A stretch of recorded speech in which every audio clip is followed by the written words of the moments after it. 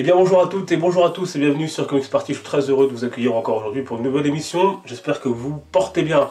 Et après avoir parlé la semaine dernière de comment débuter Marvel, aujourd'hui notre sujet que m'avait beaucoup demandé, comment débuter la Justice League. Et oui, le film sort bien sûr au mois de novembre l'année prochaine dans les salles de cinéma. Et vous êtes nombreux et nombreuses à vouloir commencer à lire des aventures de cette fabuleuse équipe DC Comics. Tout comme la semaine dernière, je vais vous donner quelques conseils de lecture pour bien commencer, quelques titres également qui pourraient vous plaire. Si vous qui regardez cette émission, vous avez d'autres conseils, n'hésitez pas à les mettre en commentaire. Et l'évidence pour moi pour débuter la Justice League, c'est ceci, Justice League, la saga New 52, débutée en 2011-2012 chez DC Comics et publiée en France par Urban Comics. Vous avez d'ailleurs les 10 tomes de la saga ici, donc ce sont 10 tomes, une saga complète en 10 tomes, Justice League, avec au premier tome notamment du grand, avec Geoff Johns, à qui on doit plein de comics, notamment la renaissance d'Aquaman, à qui on doit également Batman Terre 1 par exemple, entre autres, et puis Jim Lee également, grand dessinateur qui a dessiné pour Marvel aussi, notamment les X-Men dans les années 90, ou encore, bien sûr, l'excellent Batman Silence chez DC Comics. Dans cette saga New 52 de chez DC Comics, on retrouve donc Aquaman, donc Arthur Curry, Hal Jordan en Green Lantern, également Diana Prince en Wonder Woman, Clark Kent en Superman, Bruce Wayne en Batman, Barry Allen en Flash, et Victor Stone en Cyborg.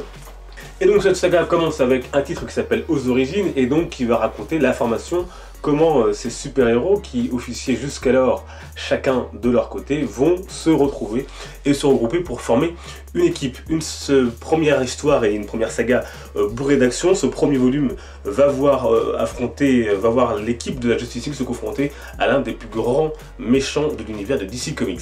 Alors je l'ai dit, c'est bourré d'action mais également beaucoup d'humour apporté notamment par Green Lantern. Il y a d'ailleurs tout un passage au début, un duo entre Green Lantern et Batman qui est vraiment succulent. Également de l'humour apporté par Flash et bien sûr comme à son habitude. Ensuite je vous l'ai dit, au dessin on retrouve du Jimmy et comme d'habitude c'est juste incroyable et extraordinaire. Vous avez pu le voir depuis le début de cette chronique. Regardez cette scène d'action avec Wonder Woman, c'est vraiment fabuleux. Ce qui est bien également, c'est que chaque personnage a droit un petit peu à son focus sur lui, ce qui permet de découvrir un peu mieux les personnalités et également ces personnalités qui engendreront des enjeux pour les prochains volumes de cette saga qui sont donc sortis par la suite. Alors globalement, les 10 tomes de cette saga sont vraiment très bons. Alors on pourra toujours trouver un ou deux tomes en dessous, mais vraiment c'est du très bon, c'est très bien pour débuter la Justice League, c'est moderne, c'est plein d'action. Il y a aussi des touches d'humour et on touche à tous les domaines. Et puis nos héros ont également leurs faiblesses, des faiblesses qui seront exploitées par la suite. Et ils vont aussi devoir faire face aux conséquences de leurs actes. Par exemple dans le tome 2, alors qu'ils ont sauvé l'humanité, ça a aussi des conséquences parfois inattendues. Dans ces 10 tomes, vous aurez également un focus sur l'univers d'Aquaman. On ira également toucher à la magie, à l'occulte. Et puis à la grande saga, le grand crossover Forever Evil qui est donc inclus dans cette saga où les membres de la Justice League auront disparu avec, vous allez voir, vraiment un arc vraiment très fort et très intéressant également. Bref, Justice League et donc les 10 autres tomes de cette saga, c'est à lire et c'est pour moi aujourd'hui le meilleur moyen pour celles et celles qui veulent découvrir et débuter la Justice League, à commencer par ce tome 1, Geoff Johns et donc Jim Lee, Justice League aux origines, publié chez Urban Comics pour à peu près 15 €. Alors cette édition là c'est une autre puisque elle vaut 20 €, puisque hop, à la fin vous avez l'animé en Blu-ray et en DVD qui est sorti de ce comics et qui s'appelle War, donc guerre, comme vous le voyez. Un très bon animé de Justice League, l'un des meilleurs sans doute, puisqu'il est tiré d'ailleurs de cette histoire. Vous allez voir, il y a quelques changements, parce que par exemple ici, dans l'animé, Shazam remplace Aquaman, il me semble. En tout cas, c'est du très bon en animé. D'ailleurs, les animés de Justice League, il y aura une émission dessus plus tard. Voilà, et puis après, donc, cette saga New 52, il y a quoi? Il y a bien sûr DC Rebirth, avec tout d'abord le DC Rebirth 1, et puis également le Justice League Rebirth magazine, donc, qui arrivera en version française chez Urban Comics en mai-juin de l'année prochaine.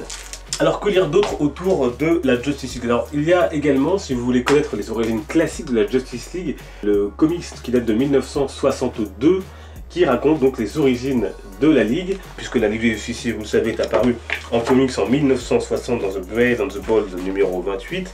Et donc là on retrouve au scénario notre ami Gardner Fox pour cette histoire qui date donc de 1962 et qui raconte donc les origines de la Justice League. Si vous voulez la lire, vous la trouverez notamment dans le comics DC Anthology publié chez Urban Comics, 288 pages, dans lequel vous retrouverez du Superman, du Wonder Woman, du Flash, du Green Lantern, mais aussi du Justice League, et notamment cette histoire avec les origines.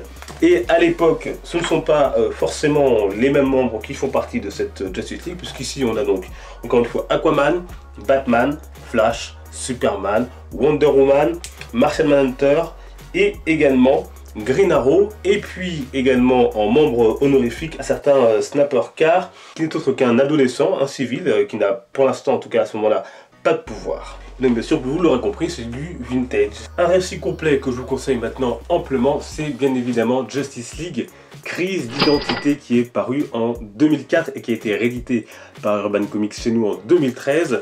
Un comics donc par Brad Meltzer et un indispensable, indéniablement, à lire autour de la Justice League. Et dans cette histoire, on retrouve d'ailleurs beaucoup plus de membres de la Justice League que les comics présentés précédemment, puisqu'il y a également aussi par exemple Atom, Zatanna ou Extension Man. Dans ce comics à l'ambiance de polar, tout débute lorsque la femme d'Extension Man justement est retrouvée assassinée, et l'enquête menée par les membres de la Ligue va révéler de bien tristes et sombres secrets qui vont bouleverser à jamais notre équipe de super-héros. Alors c'est vraiment une œuvre très forte, très puissante, un véritable drame qui se lit également comme un polar, à découvrir d'urgence si vous ne l'avez pas lu. Donc chez Urban Comics toujours, dans la collection DC Classique. Et puis je vous en ai déjà parlé sur la chaîne, mais un rappel, ne faites pas de mal, surtout pour les nouveaux abonnés. Vous avez également cette saga qui s'appelle Le Clou et Le Clou 2, mais c'est surtout Le Clou qui nous intéresse et qui est le plus réussi des deux. Le Clou, donc un comics par Alan Davis et Mark Farmer.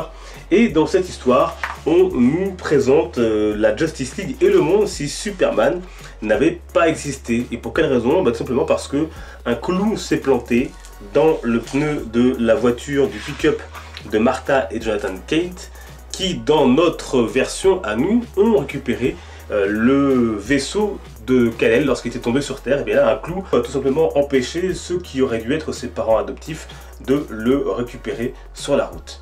Et donc ça donne une histoire vraiment très intéressante.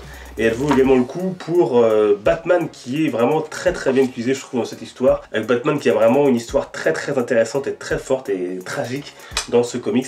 Ça vaut le coup. C'est donc par Alan Davis. Alors, par contre, Urban Comics ne l'a pas encore édité en VF. Peut-être que ça arrivera un jour. Si vous le trouvez, ce sera en VF uniquement dans la collection que voici, donc publiée à l'époque chez Panini Comics, donc à l'époque où Panini avait les droits chez DC Comics et ça coûtait à l'époque 20 €. Et puis une fois que vous aurez bien assimilé ce qu'est la Justice League, son fonctionnement, je ne peux que vous conseiller de lire cet excellent comic, cette excellente saga.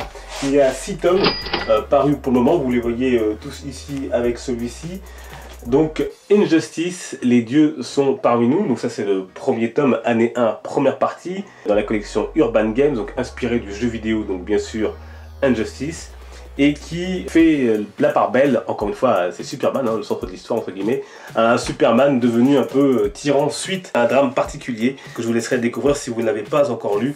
En tout cas c'est vraiment excellent et ça méritera bien une émission plus tard complète sur la chaîne Injustice. Alors dans les autres comics que vous pouvez lire également, il y a la Tour de Babel, un excellent comics dans lequel les membres de la Justice League sont tous mis à terre un à un, qui a d'ailleurs été également adapté en film animé DC Comics.